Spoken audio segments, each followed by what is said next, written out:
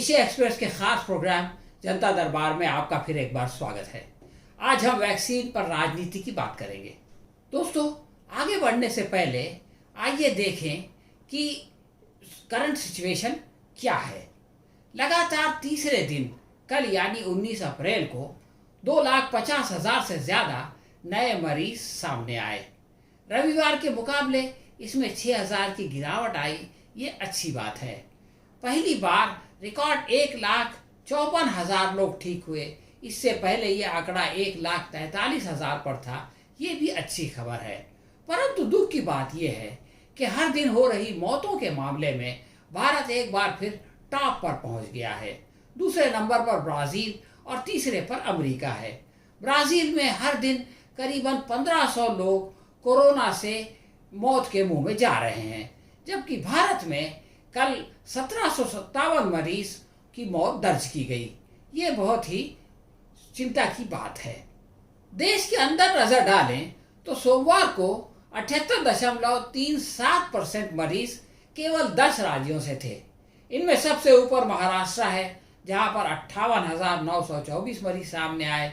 इसके बाद उत्तर प्रदेश का नंबर आता है, जहां 28,211 मरीज आए।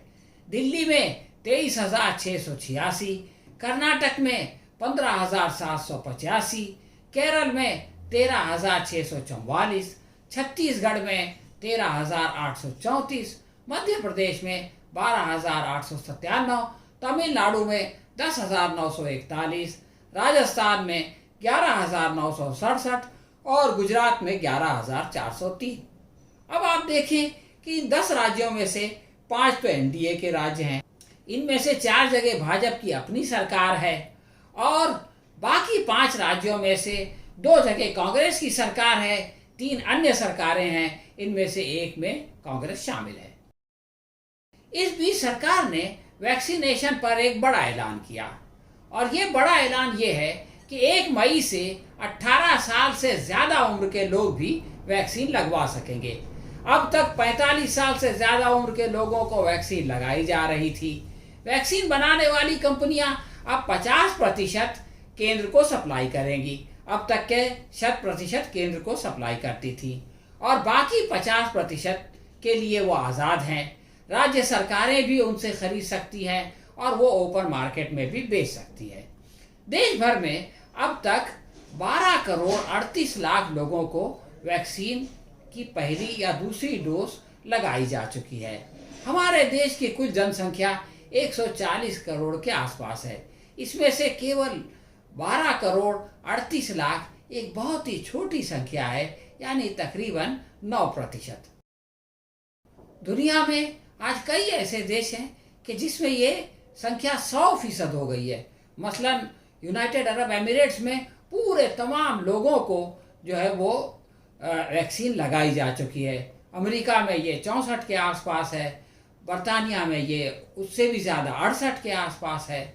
लेकिन अपने देश में अब ये संख्या केवल 9% पर पहुंच चुकी है। अगर कोई ये कहता है कि इस बड़े जनसंख्या वाले देशों को देखें तो चीन को देखें तो वहाँ भी ये 12% से ज़्यादा है। सरकार की इस नई घोषणा के अनुसार अगर आपकी उम्र 45 साल से कम है और 18 से ज़्यादा है तो आपको वैक्सीन लगाने के लिए और 10 दिन तक इंतज़ार करना पड़ेगा और उसके बाद अपनी जेब से पैसे भी खर्च करने पड़ेंगे। परंतु अगर आप किसी नेता के सगे संबंधी हैं तो चिंता की कोई बात नहीं। उदाहरण के तौर पर देवेंद्र फडणवीस के भतीजे तन्मय फडणवीस की उम्र अब सिर्फ 21 और 22 साल के बीच है, लेकिन उन्होंने टीका लगवा लिया। पहला डोज बम्बई में लिया, दूसरा डोज जाकर के नागपुर में लिया और उनकी हिम्मत देखिए कि उन्होंने टीका लगवाते हुए अपनी तस्वीर भी खिंचवाई और उसको सोशल मीडिया पर डाल दिया। गोया उन्होंने ऐलान कर दिया कि मैंने तो टीका लगवा लिया है, अब आपको जो करना है आप करते रहिए। इस पर कांग्रेस ने देवेंद्र फडणवीस से 5 सवाल किए हैं। कांग्रेस का पहला प्रश्न ये है कि क्या तन्मय की उम्र 45 साल से ज़्यादा है। दूसरा सवाल ये किया गया है कि क्या वो कोई फ्रंटलाइन वर्कर हैं।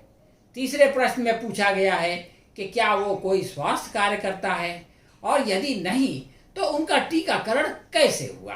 और पांचवा सबसे महत्वपूर्ण प्रश्न ये है, क्या बीजेपी के पास रेमडेसिविर जैसी टीकों का भी गुप्त भंडार है? रेमडेसिविर के मामले में देवेंद्र फडणवीस एक बहुत बड़ी मुश्किल में फंसे हुए हैं। उनके ऊपर गंभीर आरोप लगे हुए हैं और एफआईआर भी दर्ज होने वाली है और केस भी दर्ज हो जाएगा। वैसे वैक्सीनेशन के लिए आम जनता को उत्साहित करने की खातिर सरकार ने 11 से 14 अप्रैल के दरमियान पूरे देश में टीका उत्सव मनाने की घोषणा की, परंतु वो नाकाम रहा। अगर आपको विश्वास नहीं होता तो ये आंकड़े देखिए। उत्सव के दौरान यानी 11 से 14 अप्रैल के बीच देश भर में वैक्सीन की कुल 99,64,000 डोज लगाई गई।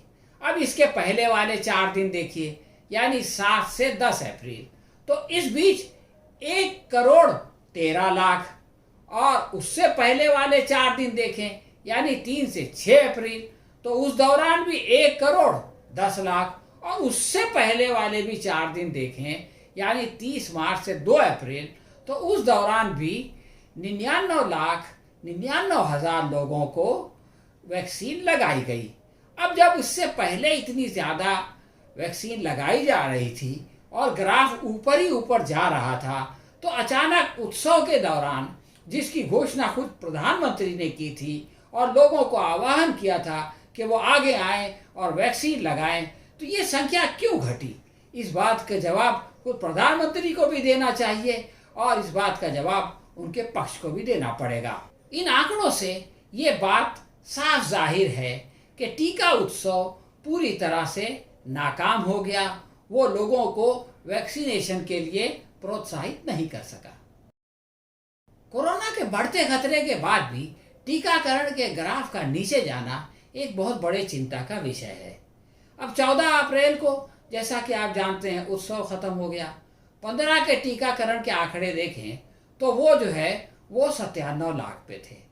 अब ठीक है, 97 लाख यानी कोई बहुत बड़ा फर्क नहीं पड़ा, सिर्फ 2 लाख कम हुए। लेकिन अगले दिन यानी 16 अप्रैल को अचानक ये आंकड़ा 97 लाख से घट के 39 लाख पर आ गया, यानी आधे से भी कम। अब ऐसा क्यों हुआ, इसका जवाब तलाश करना जरूरी है। क्या पब्लिक नहीं आई, या ये है कि वैक्सीन खत्म हो गई, लोग आए और नाकाम लौटे? अगर वैक्सीन खत्म हो गई तो ये सरकार की बहुत बड़ी नाकामी है कि एक तरफ आप लोगों से कहें कि वो वैक्सीन लगाने के लिए आए और दूसरी तरफ आपके पास वैक्सीन ही ना हो और लोग लाइन लगा के वापस चले जाएं। फिलहाल भारत जो है वो 72 क्रमांक पर है टीकाकरण के मामले में, और अगर यही स्थिति रही तो आगे चलकर वो किस क्रमांक पे पहुंचेगा इसका अंदाज़ा लगाना मुश्किल नहीं है। लोगों को जागरूक करने के बाद भी वैक्सीन के आंकड़ों का घटना एक बहुत बड़ा चिंता का विषय है, इसलिए कि दुनिया के जिन देशों में जैसे अमेरिका में आप ये देखें कि मरने वालों की संख्या जो कभी 3,000 थी अब घट करके सिर्फ 400 पर आ गई है। और उसका एक कारण ये भी है कि वहाँ पर जो है वो बड़े पैमाने पर वैक्सीनेशन किया गया। इसका मतलब ये है कि वैक्सीनेशन से इस बीमारी का किसी न किसी हद तक कंट्रोल हो जाता है।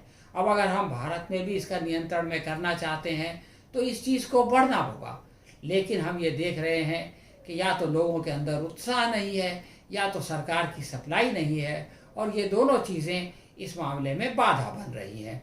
इसको जनता के लेवल पर और सरकार के लेवल पर एड्रेस करना पड़ेगा ताकि ये समस्या का समाधान हो और लोग जो है इस बीमारी से लड़ सकें। हाँ तो दोस्तों, ये थी हमारी आज की समीक्षा। आपको कैसी लगी हमें कमेंट बॉक्स में लिख कर बताएं। अगर पसंद आई हो तो इसे अपने दोस्तों में शेयर करें और लाइक करें। हम बहुत जल्द किसी नए विषय के साथ आपकी खिदमत में फिर हाजिर होंगे।